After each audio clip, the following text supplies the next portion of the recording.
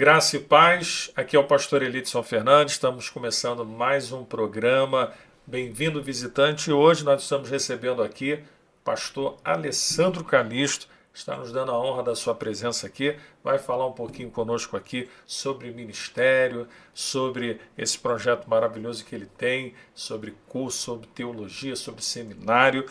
E obviamente que a gente está aqui e não dá para abrir toda a câmera, mas nós também temos aqui junto com o pastor Calixto, sua esposa completando aniversário hoje. Parabéns, minha irmã, ela está aqui, vai receber o parabéns. O pastor daqui a pouco vai ter a oportunidade também de poder falar, cumprimentar. O Alexandre que está aqui operando conosco aqui. Estamos dando início a mais um programa. Pastor Calixto, seja bem-vindo, fique à vontade.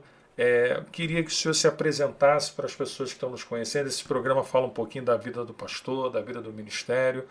E como nós sabemos que o pastor é um pastor ativo, é um pastor que prega, que ministra, que é conferencista, que é professor de teologia, um pouquinho de cada coisa.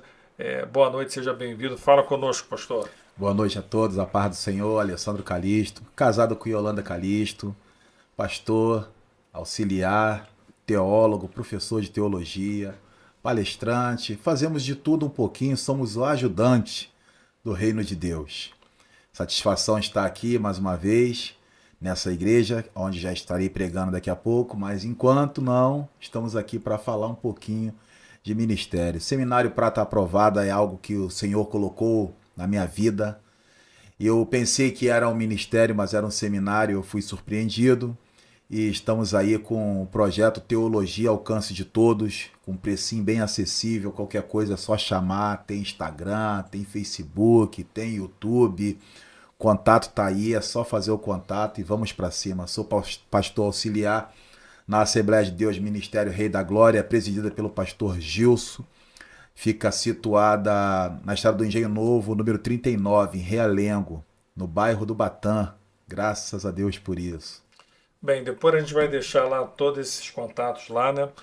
Você vai poder depois assistir também, vai estar lá na legenda.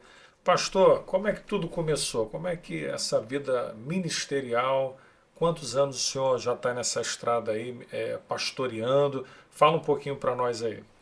Essa caminhada ela começou, na verdade, eu tô dizendo que eu sou ajudante porque eu evangelista tinha muitas responsabilidades, mas a maior delas que eu atuava era limpar, faxinar. E eu gostava de fazer isso. A igreja era bem grande, congregacional lá em Campo Grande, bairro Amazonas.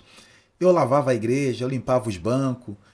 E o ministério da palavra ele veio surgindo, né? Eu tive muita dificuldade, porque na pegada antiga, o diácono ele demorava a pregar, né? Não era dado a oportunidade ao diácono em Vinha 2000. naquela escala de Não, hierarquia é até subir. hoje. Aquele pastor bigodudo, com a barriga mais saliente, da antiga, ele não dava essa oportunidade.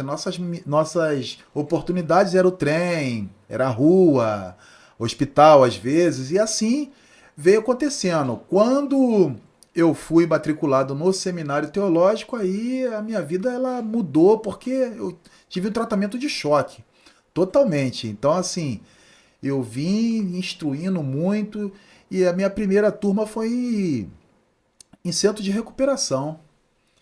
Eu não tinha uma turma para dar aula onde eu recebia recursos. Hoje tem gente que paga e tem gente que oferta. Tem aluno que oferta, mas eu não tinha.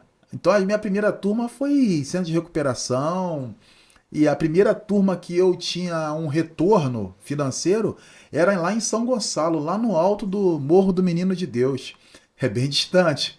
Saía do Batã, ia para lá, gastava-se 2 horas e 40, Fazia 3 uma horas. viagem, né, Era uma pastor? viagem sempre.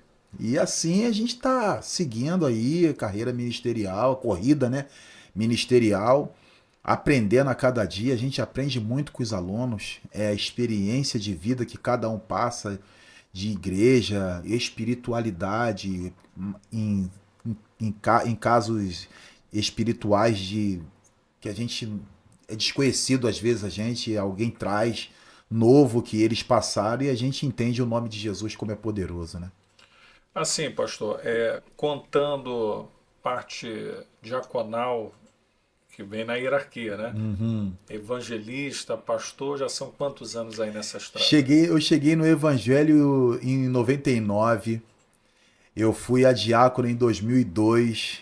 Eu só preguei na minha igreja em 2004. Eu pregava na igreja dos outros, mas na minha igreja eu só preguei em 2004. Eu passei um tempo como o filho pródigo, gastando tudo fora da casa do pai. Retornei, fui recebido de braços abertos. Eu não queria.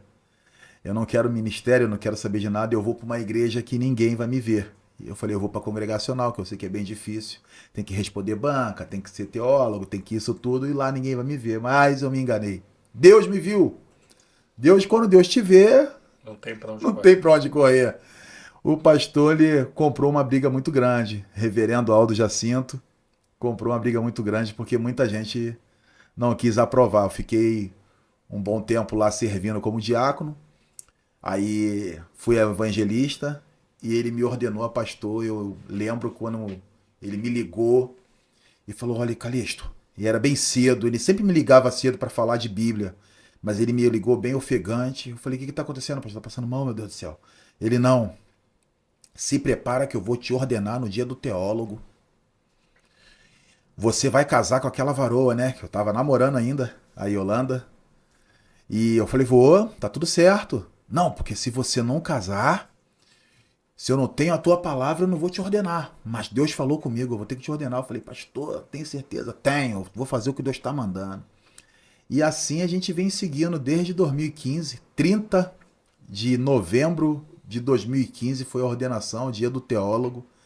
Eu casei com a minha esposa no seminário, porque o juiz de Maravilha. paz estava lá estudando conosco, trouxe toda a documentação, casamos no lugar onde se estuda a palavra, se aprende a palavra. Seminário tá rolado a sua vida, Tá né? atrelado. Ministerial, E familiar. de uma mensagem que a pastora Priscila, ela não era pastora ainda, ela era uma jovem, e ela perguntou para mim: como é que faz para gravar a Bíblia? Como é que faz para gravar versículo? Eu falei: dobra o joelho antes. E nessa retomada minha, ela passou por mim e falou assim: ó, Deus mudou alguma coisa e você vai continuar ensinando, mas ele dessa vez mudou a forma. Eu falei: amém. E eu não tinha ainda a visão de seminário, essas coisas, e graças a Deus nós chegamos. Mas uma vez, o pastor, eu tive uma liderança e eu falei para ele que eu queria se tornar alguém que entendesse um pouco para poder dar aula, porque eu sempre dava aula de escola bíblica. E ele falou: não, não precisa não.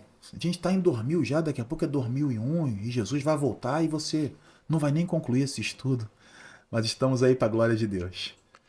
Assim, pastor, o que o senhor contou aí é muito parecido, né? Eu me converti em 98, né? O Uau. senhor foi em 99, né? E assim, as experiências, elas foram acontecendo rápido. Em 2004 eu fui mandado para Goiânia como pastor 6 anos depois, porque em 98, quando eu me converti, a coisa foi tão rápida que com 7 meses eu estava dentro do seminário. Aí fiz bacharel em teologia com 20 anos. Porque a minha avó, como é que são as coisas, né? Minha avó olhou para mim, ficava orando por mim, né, para eu poder para a igreja. Ela viu que eu me converti, ela falou: não, quero que você aprenda. Ela foi lá e pagou meu seminário todo. Aí eu fiz 4 anos e dali foi tudo muito rápido, porque com 20 para 21 eu fiquei 4 anos fazendo seminário, me formei com 24 para 25, com 26 fui posto a pastor. Então, assim, são experiências que Deus nos permite ter, né? Porque as coisas foram tão rápidas que quando meu bispo falou assim, bispo Samuel da Mata: tu vai para Goiânia porque lá o trabalho lá está precisando de uma pessoa que conheça a nossa visão, a nossa igreja. E fui eu para Goiânia em 2004, fiquei um tempo lá, depois voltei para a Matriz. Então são essas experiências que Deus às vezes coloca, né? E a gente quando vê assim, foi tudo muito rápido e depois aí também fiquei um tempo nessa área aí, cheguei a dar aula também de teologia e é uma área boa. Mas o que eu vejo é que o senhor ficou nessa área aí, graças a Deus, né? Fiquei. E assim, o senhor consegue lembrar de uma experiência assim, da prova da mão de Deus mesmo nesse tempo de ministério que o pastor tem vivenciado, tem experimentado? Tenho. tanto legais como outras não muito legais. As não muito legais é porque tem pessoa que ele não consegue suportar o brilho do teu ministério e eles acabam se machucando. E o legal é você olhar aquilo ali e clamar a Deus por misericórdia por eles. E você vê a mão de Deus sarar eles, de curar eles. Mas eles continuam não te engolindo muito. Mas tudo bem, isso passa, Deus muda os caminhos, os trajetos. Mas eu tive uma experiência de um homem que estava urrando muito e quando eu cheguei no apartamento, ele ficou quietinho. E eu percebi que era um disfarce do inimigo e a gente começou a clamar, começamos a orar. Ele levantou, depois de quebrar a cama toda, ele levantou e eu fui tentar levar ele do quarto para a sala e ele não ficou, o pé dele não ia ao chão, o pé dele saiu do chão. O pé dele saiu do chão, o irmão dele, quando viu aquilo, ficou espantado. Era um homem que trabalha para o Estado, então ele nunca tinha presenciado isso. Então eu tive essa experiência. Mas nós já tivemos já coisas muito boas na nossa própria casa. A minha casa é um lugar de palavra, é um lugar de oração, também é um lugar de filme, também é um lugar de diversão. É bom. É uma casa comum e normal. Isso é muito bom. Nós já fizemos orações por pessoas ali de 30 segundos que teve uma metástase anulada, cancelada. Então, assim, a mão de Deus, eu estou descansando em Deus. Eu estou aprendendo a descansar em Deus porque eu sempre trabalhei. E o Senhor me colocou para lecionar a teologia da maneira que Ele quer. Eu conheço muitas faculdades, muitas pessoas, muitos diretores. E eu queria ir para lá. Mas o Senhor não apontou. Cara, tu tem ideia do peso que é isso? Você ter um lugar, mas Deus não te quer lá. Já tentei. Deu certo? Deu porque o dom, a vocação é irrevogável. Mas só que não é aquilo que Deus quer. É como uma vez você tira uma mensagem para pregar e tu chega e prega aquela mensagem e Deus tinha falado com você que era para pregar a outra. É uma experiência assim que às vezes a gente passa porque a gente conhece e a gente acha que pode chegar e fazer como a gente quer. Então assim, eu tô vivendo de aula, literalmente. Vivo da fé, não da fé dos outros. É o que eu ensino e eles gostam. Não é uma aula normal, Elides. Não estou falando isso de mim. É as pessoas. Quem estuda comigo sabe. Não é normal. Tem gente que já estudou comigo, mas foi embora e disse assim: não dá. Porque você fala as coisas e parece que você sabe. O seu filtro é muito grosso, passa muita coisa. Você fala muita coisa que nada posso fazer por isso. Tem gente que veio, era para ficar e foi embora.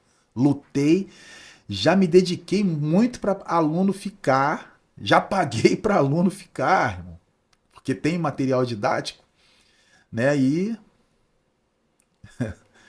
é difícil de explicar isso, bem difícil.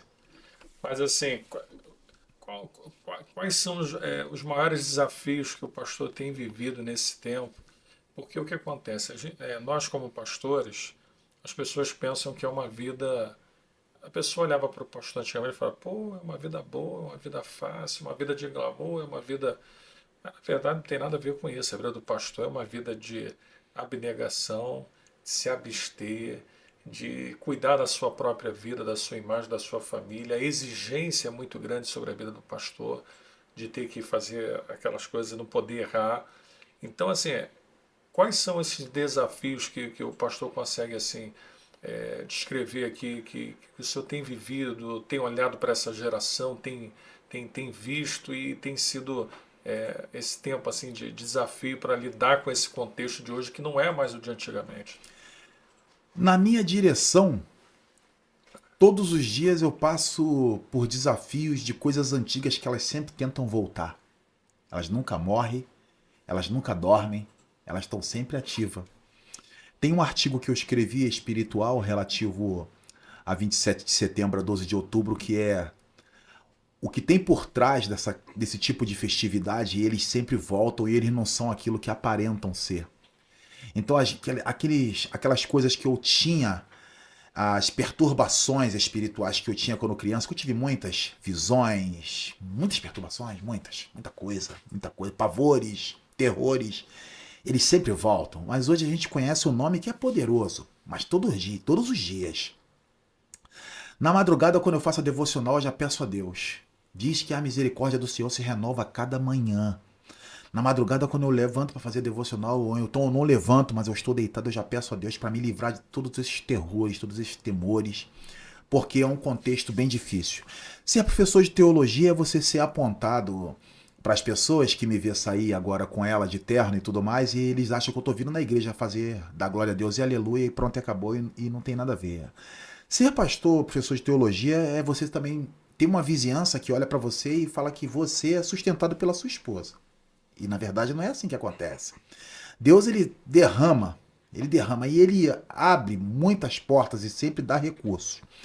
Um dos maiores desafios, pastor, é a instrução quando você tem que dar a um ministro e ele não quer aceitar.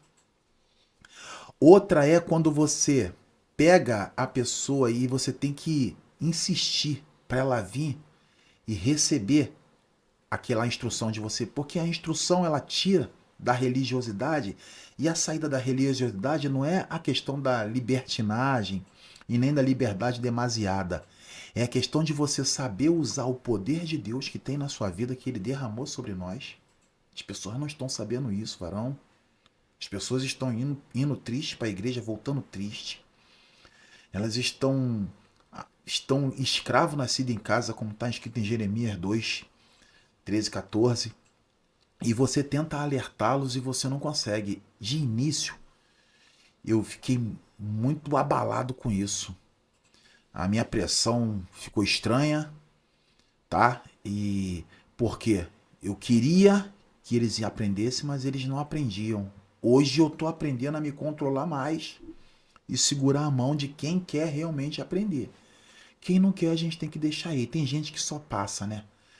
Teve pessoas que eu comecei na sala da minha casa, tá? Foi muita luta, eu relutei muito. Porque a gente tem aquela questão, na minha casa não. Minha casa é minha casa, pronto e acabou. E Deus mandou fazer assim, velho. Eu falei com a esposa entendeu. Nós começamos assim, nós tratamos muitos pastores ali naquela sala, sentado num lugar que era para ter a aula e Deus estava tratando com eles. Então, assim, são muitas experiências. E parece que não, mas aquelas perturbações que afligem eles, elas tentam vir contra você. Mas nós sabemos que Deus ele é aquele que amarra, ele manieta o valente. Amarra o valente e joga por terra. O que seria de nós se não fosse o Senhor? Nós não somos espalho para esse mundo espiritual.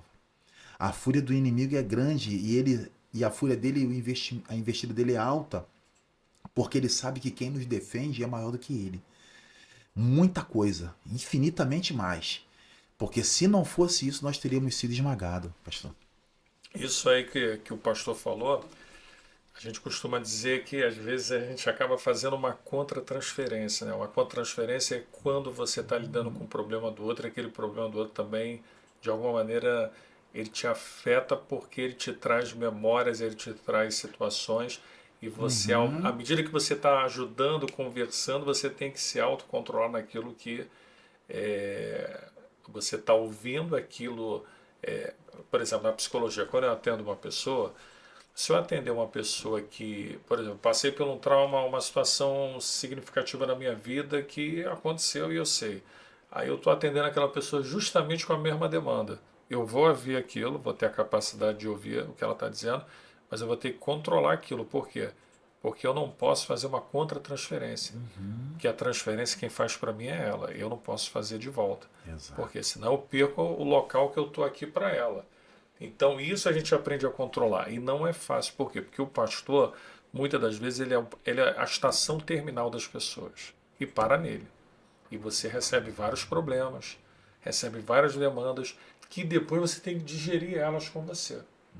Porque você é um ser emocional. A gente não é de pedra, a gente ouve aquilo dali e sente. Às vezes uma pessoa vem falar com você, você olha para a pessoa, você sente por ela. Você só não pode se deixar tomar.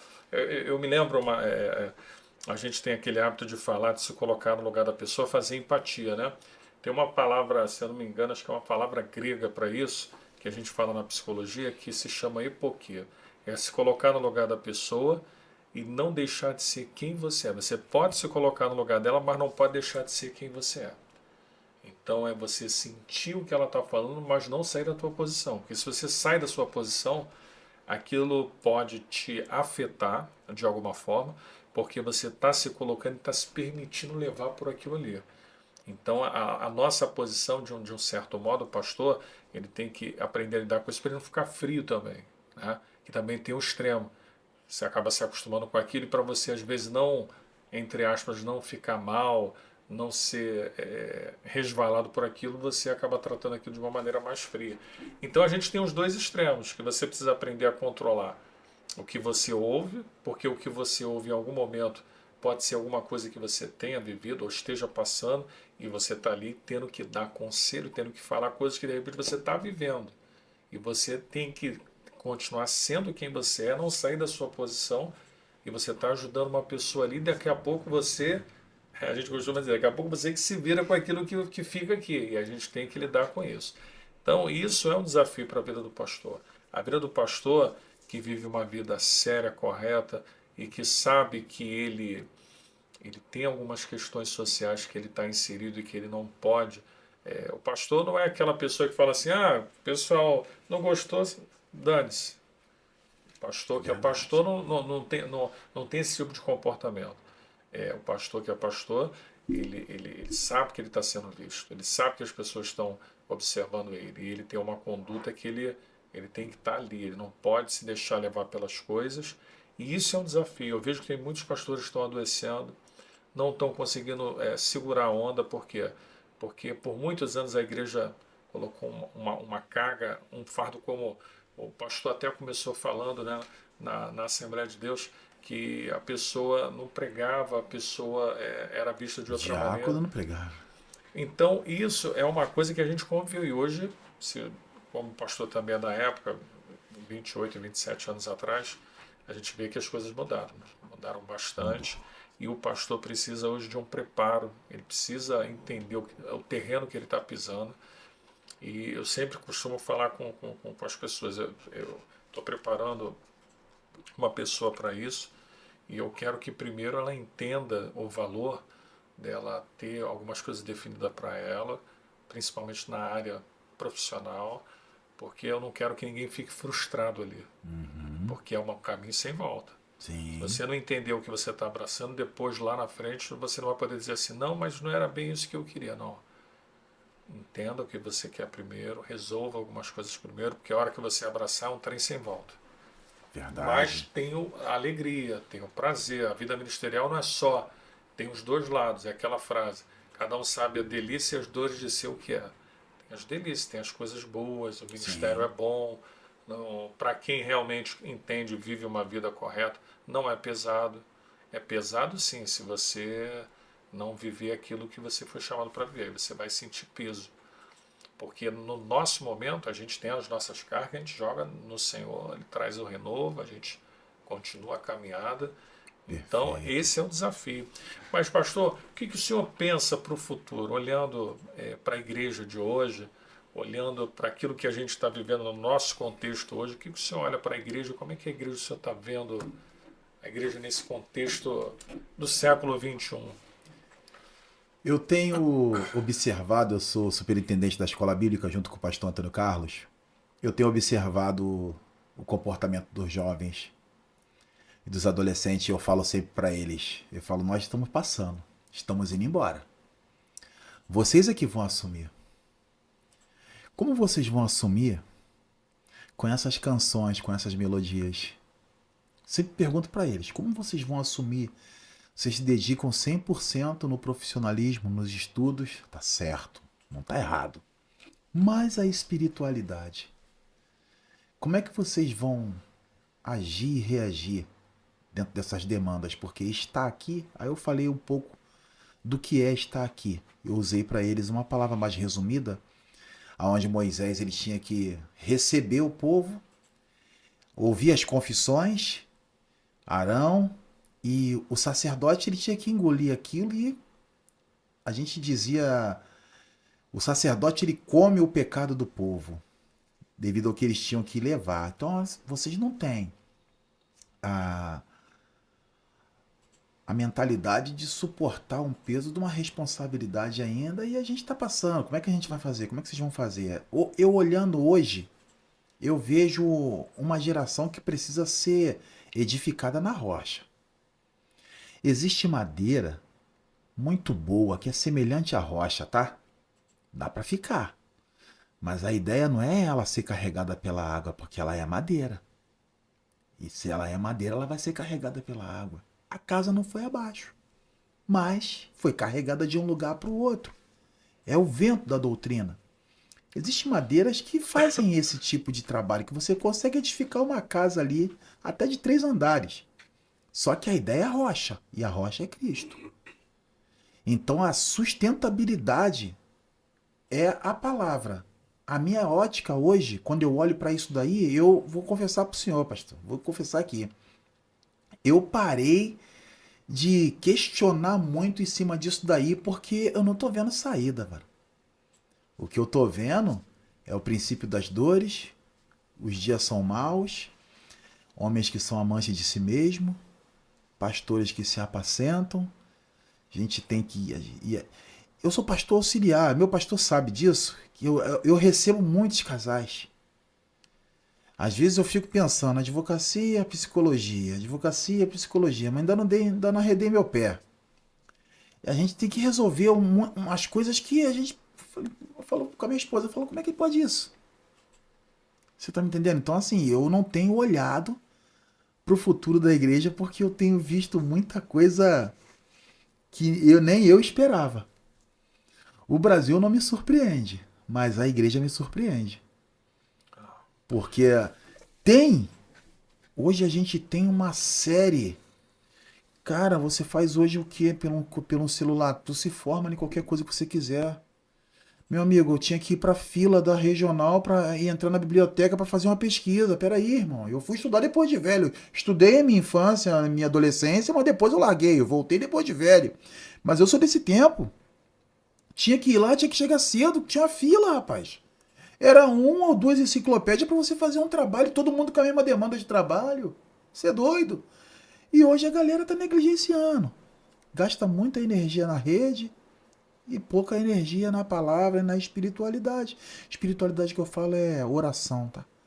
A oração própria tá faltando, mano. Tá faltando, a galera não tá orando.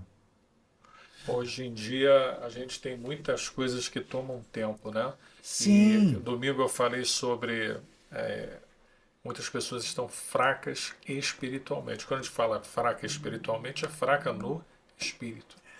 sim. Porque o espírito não está sendo alimentado e nem nutrido. A rede social, se a pessoa fica 3, 4 horas numa rede social durante o dia, que sobra?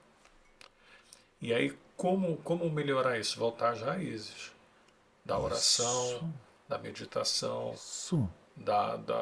do jejum, de uma vida com Deus que a pessoa já teve e hoje não consegue mais. O contexto de hoje, a gente também tem que saber usar a tecnologia. Ela é boa. Sabendo usar, ela é boa. Sim. É maravilhosa.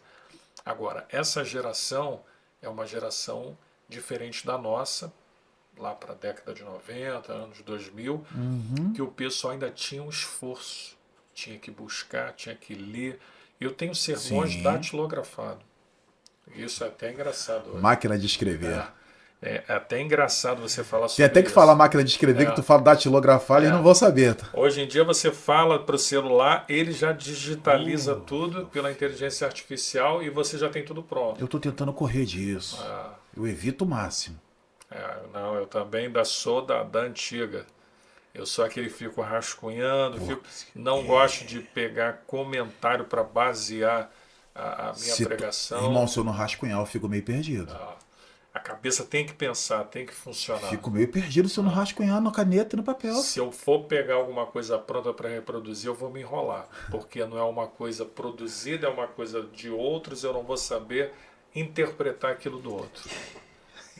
E tem pessoas que fazem isso, elas são corajosas, porque elas estão transmitindo algo que não veio da inspiração, Algo que veio daquilo que está ali, que ela pegou e reproduziu. A gente pejorativamente chama isso de geração fast food.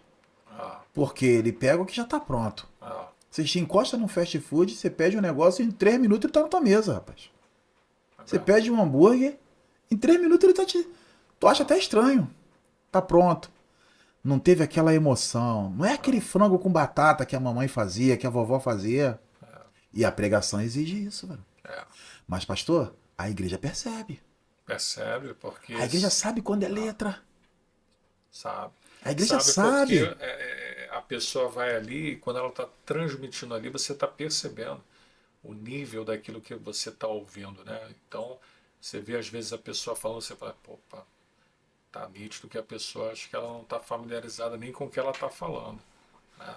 E isso é um problema, por quê? Porque a primeira impressão é que fica, né? E Paulo escreveu para Timóteo, né? 1 Timóteo 1,7. Há alguns que vão se intitular mestre, não compreendendo o que fala, não sabendo nem o que afirmam com tanta certeza. Ó, É uma palavra que vem assim hoje. Parece que ele escreveu ontem, parece que ele escreveu isso agora, parece que ele escreveu isso nessa época. é verdade. É muita gente fazendo Ó, isso. É muita gente que assiste e faz igual tudo. Tudo. E eu não sei fazer isso.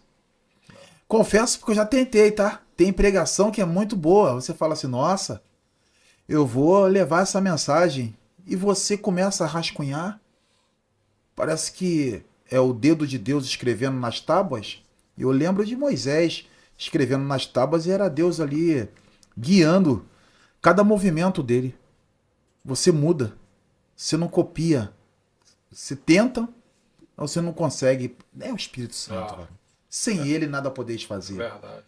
Pastor, nós estamos chegando ao fim. Daqui um pouco, quem vai ter oportunidade de assistir o Bem-vindo Visitante, depois vai ver também a pregação do pastor Alessandro Calixto, que vai estar ministrando hoje aqui na nossa igreja. Então você vai ter oportunidade de ver o Bem-vindo Visitante e depois lá no nosso canal do YouTube assistir a mensagem de hoje.